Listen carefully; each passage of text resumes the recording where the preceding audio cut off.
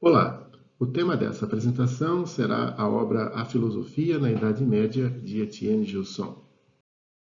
É a obra de toda uma vida do professor Etienne Gilson, que começou a escrevê-la em 1922 e foi reescrita várias vezes. A edição brasileira é de 1995. Um ponto bastante importante desta obra é que ele defende a noção de uma filosofia cristã.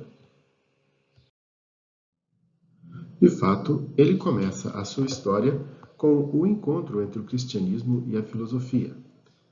Esse encontro se deu a partir do século II, quando pessoas cultas começaram a se converter ao cristianismo.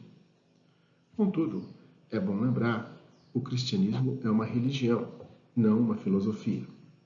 Enquanto a religião é uma crença, a religião cristã é uma crença em Jesus e na doutrina da salvação, a filosofia dirige-se à razão, buscando explicações para a natureza das coisas. Uma importante consequência dessa relação entre filosofia e religião é quanto ao conceito de necessidade e liberdade. O necessário é aquilo que não pode ser diferente do que é. Por exemplo, se jogo uma pedra para o alto, ela necessariamente sobe até um determinado ponto e depois cai em direção ao solo. Ela não é livre para fazer o que quiser. Ela necessariamente retorna ao solo. A filosofia grega se definirá como uma filosofia da necessidade na medida em que busca por essas leis imutáveis. Segundo Gilson, isso é influenciado pela religião grega, dominada pela noção de destino.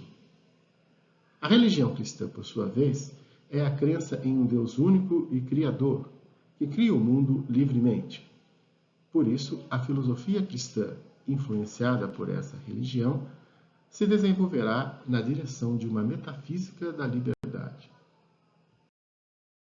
A utilização de noções filosóficas pelo cristianismo pode ser encontrada ainda antes do século II no próprio texto do Evangelho de João.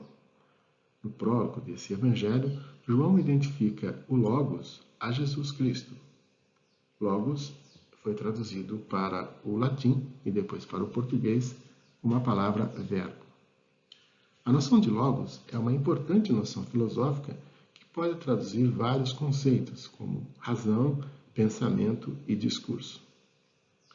No entanto, os cristãos veem essa identificação entre Jesus e o Logos como se Jesus fosse a encarnação daquilo que os filósofos chamam de Logos. Ou seja, a pessoa de Jesus é anterior ao pensamento dos filósofos sobre o Logos. Como se os filósofos tivessem uma intuição a respeito da verdade cristã com a sua noção do Logos.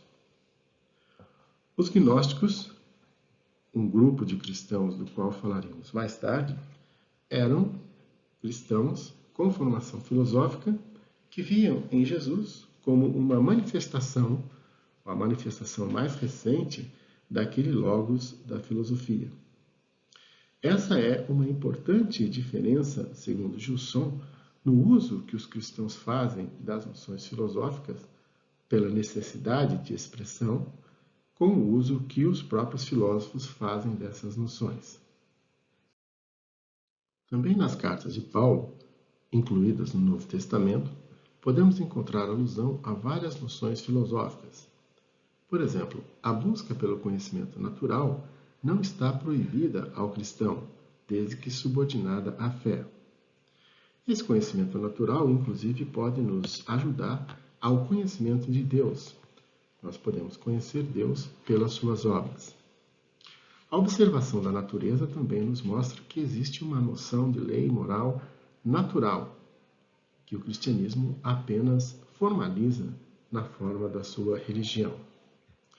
Uma outra noção mais importante filosoficamente é a distinção que Paulo faz entre alma, psique e alento, pneuma. Essa noção é de origem estoica. Gilson afirma que não há nenhum elemento da sabedoria grega na substância da fé cristã. Essa consiste essencialmente na fé na pessoa de Jesus Cristo e na sua doutrina contida no Novo Testamento, que deve ser a matéria de reflexão principal para os escritores cristãos. Será preciso examinar a obra desses autores, os padres da Igreja, para encontrar posições a respeito da filosofia e a discussão de temas filosóficos. Gilson examinará a obra desses autores e também de outros autores que escreveram na mesma época. É a chamada literatura patrística. Obrigado por assistir e até a próxima apresentação.